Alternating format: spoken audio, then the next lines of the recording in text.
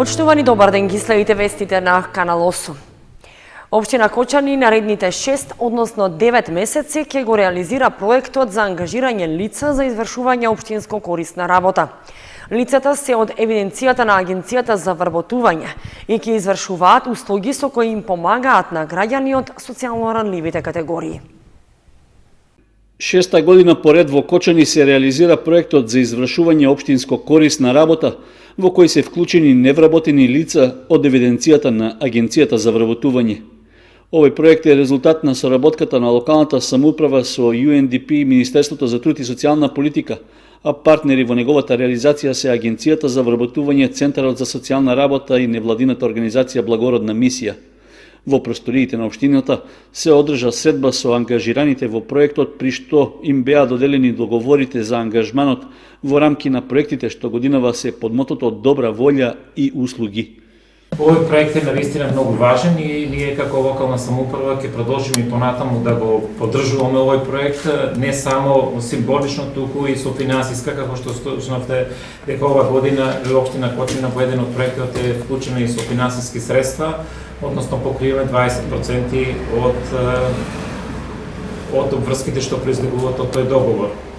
Проектот има јасна задача да и двете страни кои се вклучени во овој проект да бидат задоволни, што значи од една страна придобивките за лицата на кои е потребна оваа помош ја добиваат, а од друга страна и лицата кои се слободни се ангажираат, некои за 6 месеци, некои за 9 месеци, зависно од проектот, а со тоа добиваат и финансиска надокнада. За реализација на проектот Добра волја од UNDP се добиени 432.000 денари, а 20% од трошоците за персонален данок и за надоместокот за осигурување ги покрива локалната самоуправа.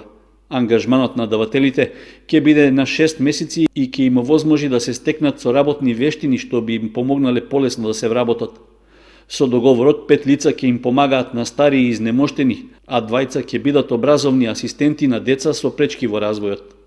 Проектот услуги пак е помогнат од Швајцарската агенција за развој со околу 170.000 денари и со него ќе бидат ангажирани 3 невработени кои ќе им помагаат на лицата со посебни потреби. Ангажираните во проектот ќе работат по 20 часа неделно, а месечно ќе добиваат по 6.200 денари. Додека трае проектот за општинско корисна работа, на ангажираните лица им продолжува статусот на невработени во Агенцијата за вработување, односно ќе немаат прекин во евиденцијата. Општина Кочани ги продолжува активностите за подобрување на сообраќајното поврзување на продадените градежни парцели во зоната лесна индустрија. Се работи на пробивање и тампонирање на улици, со што на овој простор ќе се овозможат нови инвестиции. Локалната самоуправа на Кочани почна со пробивање и изградба на улици во зоната лесна индустрија за да овозможи пристап до продадените парцели за изградба на стопански објекти. Градежната оператива на компанијата Калина од Оризари веќе е ангажирана на пробивање на улицата 560 над десниот магистрален канал, како и на крак од февруарски поход. За овие две и за останатите сообраќајници, чија вкупна должина е 1600 метри, од општинскиот буџет се издвоени над 4 милиони денари. Од општината истакнаа дека станува збор за пробивање улици во лесна индустрија, каде уште од 2014 година се продадени градежни парцели, а за кои тогаш не бил испочитуван договорот за обезбедување на степенно уредување на градежното земјиште. Дел од граѓаните што купиле парцели плаќале казни, а не биле во можност да почнат со градба. Со пробивањето на улиците треба да се овозможи проширување на индустријската зона, во која се очекува реализација и на нови домашни инвестиции. Актуелните градежни работи опфаќаат пробивање и тампонирање улици со широчина од 9 метри, од кои 7,5 метри е коловоз, а остатокот се тротоари од двете страни. Асфалтирањето се очекува да влезе во инвестицијскиот план за наредниот период. Во функција на развојот на индустријската зона во Кочани, во програмата за капитални инвестиции за оваа година е влезено и асфалтирање на улицата, што води од конфекцијата Алекс кон мостот на десниот магистрален канал. Округла маса на тема потикнување на бизнис климата во Виница во рамки на проектот Граѓанинот е вистинскиот инспектор. Настанот е во организација на невладините организации ИНИ и Надеж. Пред донесување на новиот закон за работни односи, невладините организации ИНИ од Виница и Надеж во засилена кампања со бизнис секторот и трудовиот инспекторат за детектирање на сите проблеми со кои се соочуваат бизнисмените од една страна и работниците од друга, но и колку инспекторатот е моќен или немоќен во спроведување на законските решенија.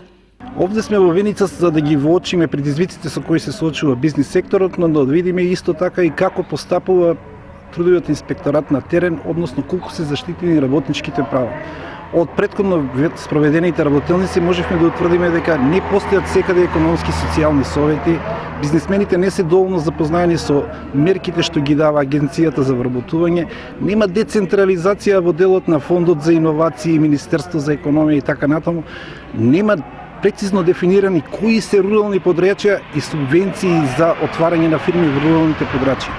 Исто така сакаме да укажеме дека ако ги компарираме или споредиме представките кои што се упатуваат до трудовиот инспекторат, па и во Виница исто така, во сооднос со Хелсиншки комитет и другите граѓански организации, соодносот е 1:4 во однос на граѓанските организации.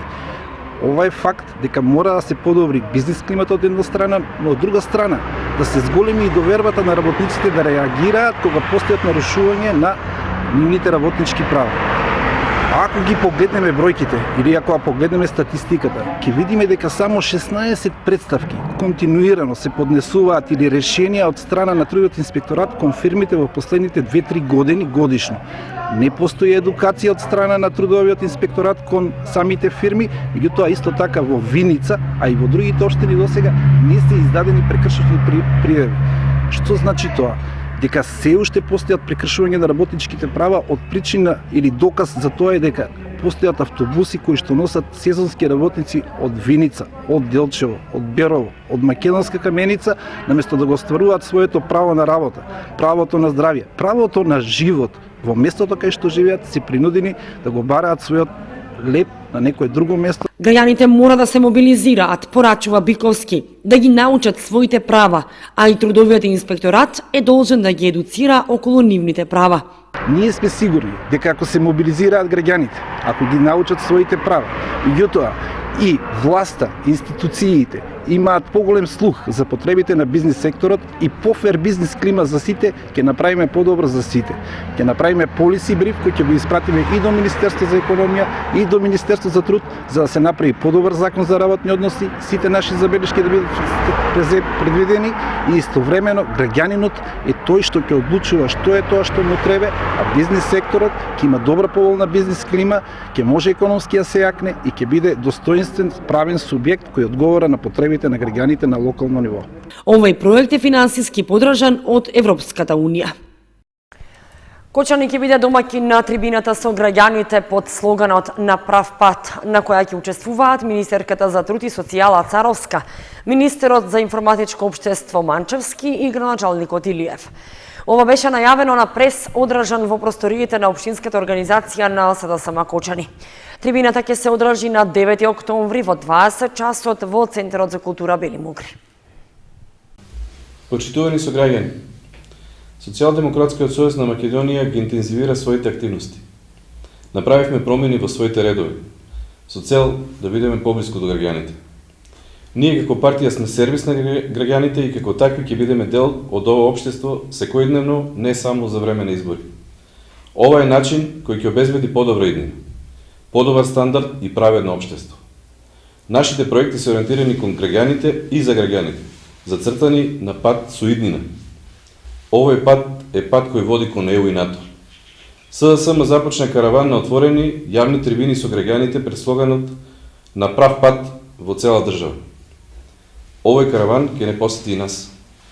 Утре Кочани ќе биде домаќин на трибината на која учеството ќе имаат министер за труд и социјална политика Мила Царовска, министерот за информатичко општество и администрација Дамјан Манчевски и градоначалникот на општина Кочани Николчо Илиев.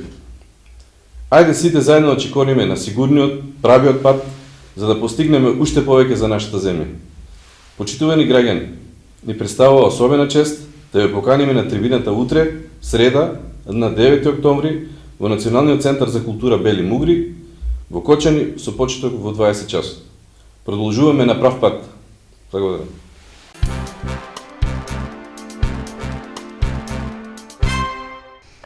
Над 1200 нови случаи секоја година се детектираат, а 2 до 3 жени дневно заболуваат од рак на дојка, покажуваат статистичките податоци на центрите за јавно здравје во Републикава.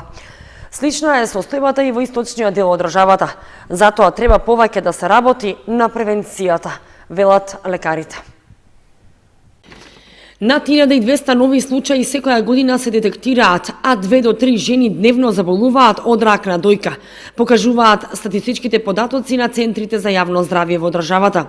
И источниот дел од државата не е исклучен, па ваквите бројки се карактеристични и за нашиот дел, односно за градовите кои ги покрива Центарот за јавно здравје Кочани, информира доктор Горан Николов, епидемиолог. Тој истакнува дека во многу треба да се работи на превенцијата и раната детекција, со што процентот на излекување се зголемува. Појавата на карциномот на дојка е под влијание на голем број фактори од надворешната и од внатрешната средина. Дали ќе дојде до појава на карцином зависи од нивното заемно дејство. Редовните прегледи кај доктор радиолог треба да бидат составен дел од активностите на секоја жена, како на девојките, така и на жените во позрела доба. Ако пак дојде до развој на болест, раното откривање е предуслов за навремено отпочнување со терапија и со самото тоа успешно лекување на болеста, велат лекарите. Во последниве 10 години е евидентен значителен пораст на бројот на заболени помеѓу 35 и 45 години. Исто како и за другите видови рак, се уште не се познати точните причини за појавата на ракот на дојка. Сепак постојат одредени ризични групи луѓе кои се изложени на поголем ризик од оваа болест. Полот, односно жените, се изложени на поголем ризик од рак на дојка отколку мажите. Понатаму возраста, фамилијарната историја, ионизирачкото зрачење, дебелината, доцната менопауза и така натаму. Министерството за здравство за прв пат оваа година спроведе набавка на скапи цитостати и благодарение на тоа на сите жени на кои им е потребна терапија после операција или без операција на карцином на дојка, сега се покриени со цела терапија што им е потребна. Се работи на квалитетот и на постојните мамографи и веќе од средината на минатиот месец сите се целосно сервисирани и во функција, и тоа ќе го намали времето на чекање за потребниот преглед. Министерот Филипче најави дека во тек е набавката на 8 нови мамографи и ќе бидат соодветно распределени за жените да имаат пристап до мамографијата. Течат активностите за одбележување на неделата на детето во Кочани. Библиотеката Искра заедно со детската градинка Павлина Велјанова организираат едукативно-креативни работилници, а продолжува и реализацијата на програмата Книгата патува во домот на секое дете. Со цел да се афирмираат детските права и да се зголеми свесноста кај децата за правото на образование, правото на нивно слободно изразување, правото на активна вклученост во креирањето на културниот живот во заедницата, како и зголемување на знаењата за заштита од секаков вид на дискриминација и насилство. Библиотеката Искра од Кочани со низа активности ја одбележува неделата на детето. Во соработка со детската градинка Павлина Велјанова организираат креативно-едукативни работилници во кои се вклучени децата од големите воспитни групи од 5 и 6 години, кои се дел од воспитно-образовниот процес на градинката од сите 4 објекти, вклучувајќи го и објектот во населбата Оризари. Со нив имавме можност да ги афирмираме детските права, пред се разговаравме за правото на образование, правото на здравствена заштита, правото на слободна игра, слободно изразување, но акцент ставивме на правото на активно учество на децата во креирање на културниот живот на нашата заедница.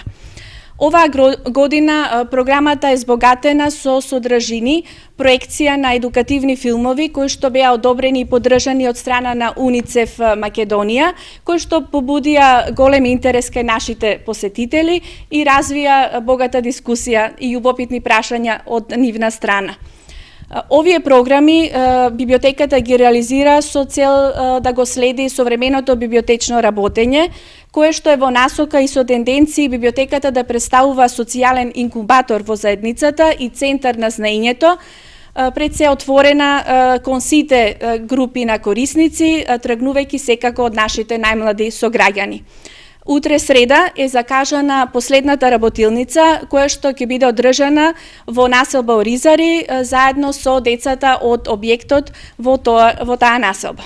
Инаку, Кочовска Салтирова информираше дека библиотеката продолжува со реализација на програмата Книгата патува во домот на секое дете, чија цел е да се мотивираат децата дел од своето слободно време да го поминуваат во читање книги и раскажување заеднички со своите родители. Библиотеката подарува книга на најмладите од која истите своите импресии и заклучоци можат преку цртеж да ги искажат на ликовните материјали кои им се обезбедени. Творбите од сите учесници ќе бидат поставени на изложба во библиотеката, што ќе биде отворена за сите граѓани на Кочани.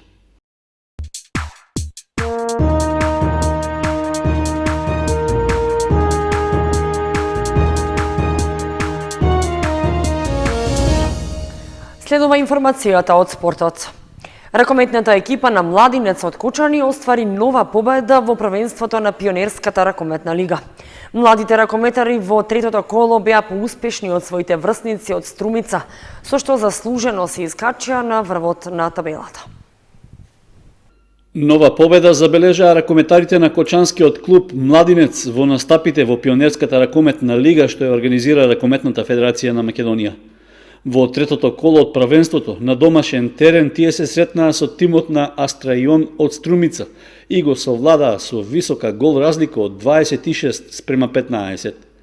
Доволен податок за надмокиноста на нашите ракометари е што уште на полувремето тие имаа недостижна предност од 17:4.